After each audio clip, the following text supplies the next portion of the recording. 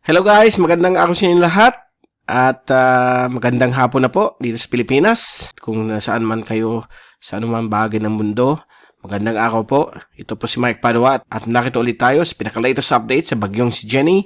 Ito po ang pinaka-latest na yung hapon ng Lunes, Oktubre 2, 2023. At ito po ang ating Tagalog version o Taglish version brought to you by Typhoon 2000 in partnership with Naga College Foundation, Aboitiz Power, Bank of the Philippine Islands, Avenue Plaza Hotel, ang lokal na gobyerno ng Naga City headed by our Honorable Mayor Nelson Legacion at ang ating Honorable Congressman Gabi Bordado ng 3rd District of Camarines Sur. At bago tayo mag-umpisa sa ating update, gusto ko lang i-promote itong product ng komunidad which is the Climate Action Center. At yung mga interested LGUs at companies ay punta lang po kayo sa typhoon2000.ph website, i-click ang banner para sagutin ang Google form, yung mga interested. At pwede rin yung i-contact si Mr. Aaron Cabasal sa cellphone number 0976-163-7245 o sa kanyang email address aaron.cabasal@comunidad.co para matanong nyo kaagad directly kung ano itong Climate Action Center ng komunidad. Okay, so napakaganda po ito. Marami na po mga LGUs na nag-avail nito at nakakatulong po sa kanila para ma-avoid ang effects ng climate change. Okay?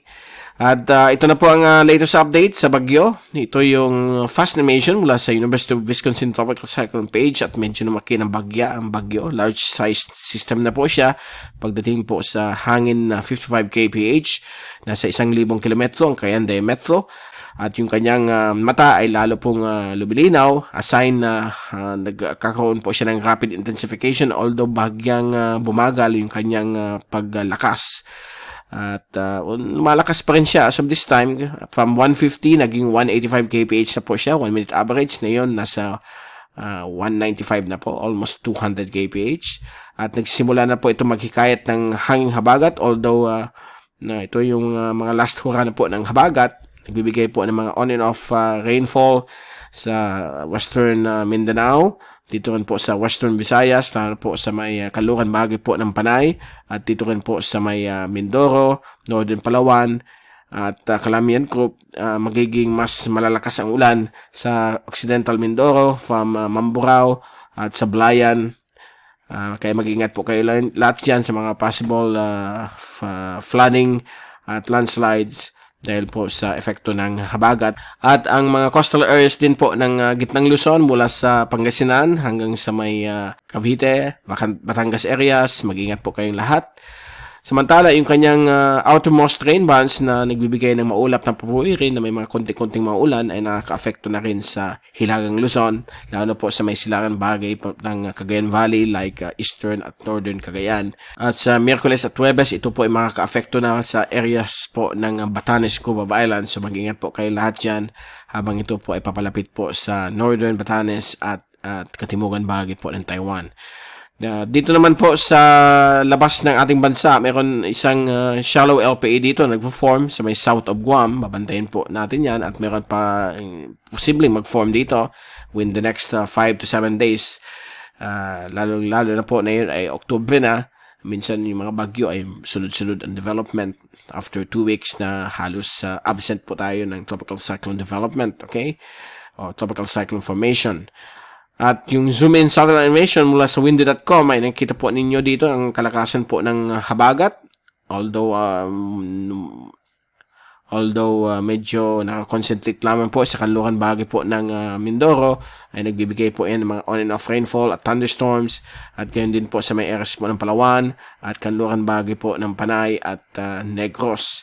At dito rin po sa may Zamboanga Peninsula may mga thunderstorms dala ng habagat na hinihikayat nitong bagyong si Jenny. At yung kanyang westernmost rain bands ay nakaka-apekto na rin sa eastern Cagayan, eastern Isabela at northern Cagayan din. So may mga pabugso-bugsong ulan at mostly maulap ang papuwirin na medyo yung hangin nasa 30 to 50 kph ang bugso. Samantala dito ay nasa 30 to 60 kph dahil po sa habagat. At may mga thunderstorms rin tayo nakikita dito sa may area po ng Camarines Norte. So, baka mamayang gabi o bukas may mga padaan-daan din mga ulan dito po sa iba't ibang bahagi po ng Kabikulan. So, ito po yung ating last track kanina, alas 11 ng umaga. At nakikita natin yung kanyang tracking ay medyo umangat, okay? At hindi na po ito directly maapektuhan ang Batanes, Cubao Islands ng damaging winds of more than 100 kph. Meron pa rin 60 to 100 na tropical storm force winds na inaasahan po dito sa Batanes at sa Batanes, Cubao Islands. At inaasahan po, dadaan po ito more or less 150 kilometers north of Itbayat, okay, Batanes, bukas sa Miyerkules po ng hapon. At inaasahan po itong magla-landfall dito po sa may southern Taiwan early morning po ng Huwebes, October 5. At yung kanyang hangin ay posibleng humina na po sa 195 down to 165 kph o category 2. So inaasahan pa po itong lalakas up to 215 or 205 kph sa loob ng 24 oras dahil po yung bagyong ito ay dumadaan po sa tinatawag nating high heat oceanic content, okay? So ito po yung oceanic content, ayan po, dumadaan po na yon o dadaan pa lang sa medyo mainit na area ng Bashi Channel, itong bagyong ito. So, at hindi natin alisin ang possibility na magiging super typhoon na ito, kaya all eyes tayo dito sa pag-approach itong bagyong ito. At pagdating po ng 8 a.m. ng Friday, October 6, ito po ay lalabas po via Kaohsiung City, Taiwan, bago po ito ay mag-exit ng Philippine Area of Responsibility. So, yan po ang tracking o yung panibagong tracking ng bagyo at medyo nasa labas na po ng damaging winds ang Itbayat at Basco, Batanes. Okay? So, mag-ingat lamang po sa mga possible mga malalakas pa rin na ulan na 50 to 100 millimeters na inaasahan po dito sa may Batanes, Cubao Islands simula Miyerkules hanggang Huwebes dahil sa pagdaan ng bagyong si Jenny. Ang ibang bahagi po ng extreme northern Luzon, Ilocos Norte, Northern Cagayan ay makakaranas din mga pabugso-bugsong isolated rain showers and thunderstorms dahil po sa pinaka-outermost train bands ng bagyong si Jenny. Now, ito po yung Asian agencies.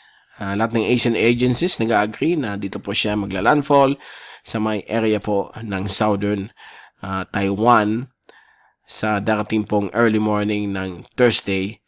So, yung areas po ng Kaohsiung, mag-ingat po kayo lahat dyan, mga Filipino community, maganda po dyan. May nag-comment po sa ating YouTube channel na kumusta naman po dito dyan sa Taiwan. So, maapektuhan po kayo kung nasa Southern Taiwan po kayo, pero pag dito kayo sa may Taipei, Northern Taiwan, hindi masyado. So, nandito lang ang medyo kalakasan po ng bagyong si Jenny. So, let's hope na humina talaga siya habang papalapit sa Taiwan para hindi masyadong grabe ang distraction na idadala nitong bagyong ito. Okay? So, yan po ang latest na yon sa update ng bagyong si Jenny sa tracking niya. At ito yung global models at pinapakita po dito within the next 48 hours. Medyo magkadikit, medyo blended po ang mga tracking nila, but after 48 hours, nagkagulo na ang tracking. Okay? May iba nadadaan ng Taiwan, aakyat, mag-recurve. Ang iba naman susubsob dahil sa pagdating ng unang bugso ng northeasterly wind flow, hindi pa po siya amihan, but nakakakita na tayong sign na mag-umpisa na ng ang amihan, particularly sa November. So, ang European model at American model ay nagpapakita dito na magkatabi yung kanilang tracking dito sa may southern Taiwan within the next 3 days. At yung European model mukhang nadaan po ng Hong Kong again. Okay, dinaan lamang po sila ng bagyo nakakaang buwan nung last week of August, and then meron na naman pong darating, sana hindi na po sila daanan. At ito naman po yung latest ensemble mula sa European model, courtesy of easterlywave.com. This is a Chinese weather site. So, maganda po ito. Nakikita natin kung ano yung mga susunod na weather systems. Ito po, a frontal system. Huwag natin pansinin yan. So, ito po yung ensemble ng bagyong si Jenny. At nakita niyo, nasa 950 to 970 ang average color niya, ibig sabihin typhoon intensity talaga siya.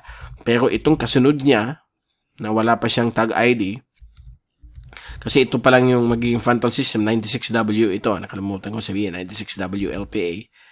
But let's see kung magiging tropical in nature pa rin siya. But itong kasunod, medyo posible maging tropical depression, tropical storm, at magbabend po siya patungong ang iba susunod sa track ni Jenny, at medyo namimilig ko po ang Central Luzon dito. So may isa, Bicol, but wag tayong mag-worry, highly uncertain, 0 to 10% probability nito. Malalaman natin yan paglabas ng bagyong si Jenny kung anong outlook hanggang early next week. Okay?